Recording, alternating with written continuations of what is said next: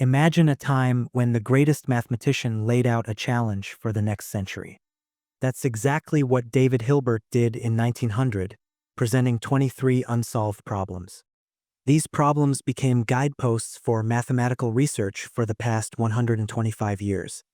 One of his toughest was Hilbert's sixth problem, axiomatizing physics. This meant finding the absolute minimum mathematical rules behind all physical theories. It's a huge goal, but researchers have broken it down into concrete steps. Now, over a century later, a major breakthrough has just been announced. Mathematicians Yu Deng, Zahir and Xiao Ma have cracked a key part of it. Their new paper claims to unify how we understand the motion of fluids. This isn't about changing how fluids work, but proving their mathematical foundations. It strengthens our confidence in the equations used for everything from airplanes to weather. Fluids, like water or air, can be viewed at different zoom levels. At the microscopic level, fluids are tiny particles like billiard balls bouncing around. Here, Newton's laws of motion perfectly describe their individual paths. But zoom out a bit to the mesoscopic level, and tracking every particle becomes impossible. In 1872, Ludwig Boltzmann created an equation for this level. Instead of individual particles, his equation describes the likely behavior of a typical particle. This statistical view smooths over tiny details, focusing on overall trends. It lets physicists calculate things like momentum without tracking every collision.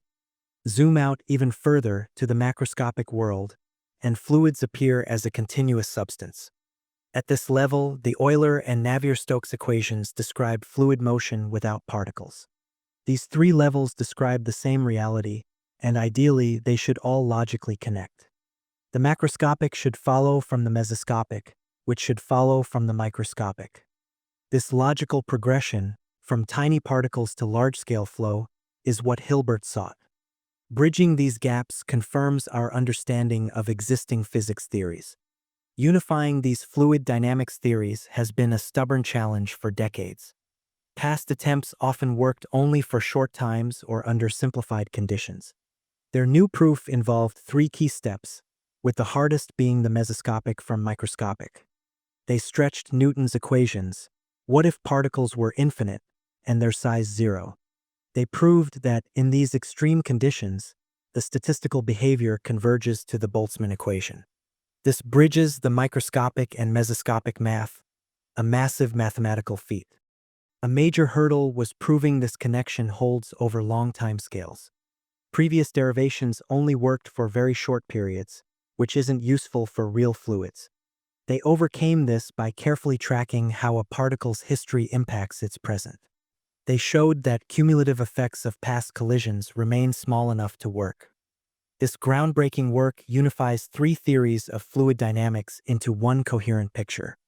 It mathematically justifies using different fluid perspectives, as they all converge. This is a huge leap in Hilbert's program to ground physics in fundamental math.